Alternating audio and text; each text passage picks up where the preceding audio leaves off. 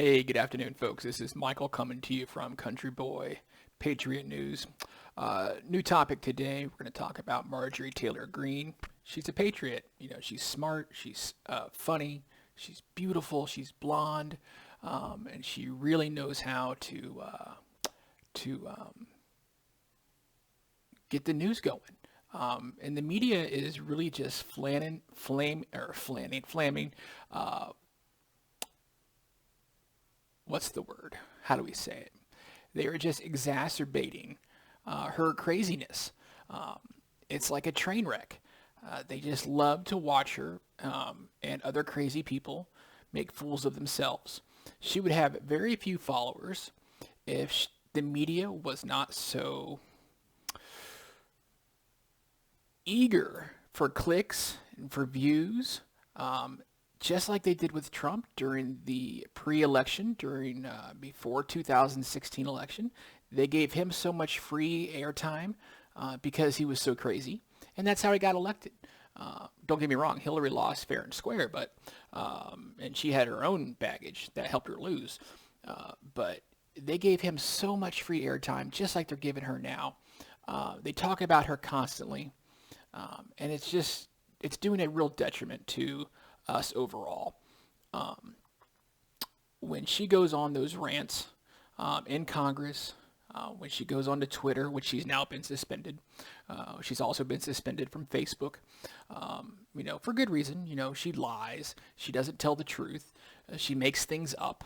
You know, so you have to look at this and go, why does the media give her so much attention? Because she's crazy, and people love to watch crazy people.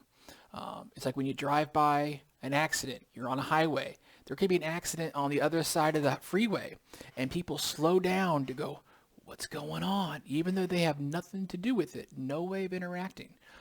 But they still want to sit there and look at it because it's a train wreck. And they want to see, what can they see? They want to see the blood. They want to see the bodies. They want to see the carnage. And that's exactly what Marjorie Taylor Greene is all about. She has said that Twitter is an enemy to the republic, enemy to democracy, and an enemy to America. Same thing about Facebook, basically. She's just really off her rails, and she falls in line with the same group as that Bobert lady. It just kind of goes into the whole same bag of cats. They're crazy. Whether it's Jim Jordan, what's Willie Gomert, these people just don't have anything of quality, of truthfulness to say about what they're doing. They're only looking to fill their coffers, basically, at this point. And she's fundraising off this, of course. She's making money. And that 35% of the GOP base, they love her. They think she's great because she speaks her mind. And don't get me wrong, I'm all for being provocative as far as getting your point out there, making sure people understand what you're talking about, to get your point across, and to get those people to listen to you. That's what these folks are supposed to do, especially when they're in Congress. They're supposed to get their message out. But their message needs to be coherent. Their message needs to be truthful. In my opinion, Marjorie Taylor Greene and others within the GOP are responsible for thousands of deaths. There are people who listened to them and chose not to take the vaccine, chose not to get help, chose not to wear face masks. And they have either gotten sick themselves and died, or they have infected others who got sick and died. Um, it's common sense, folks.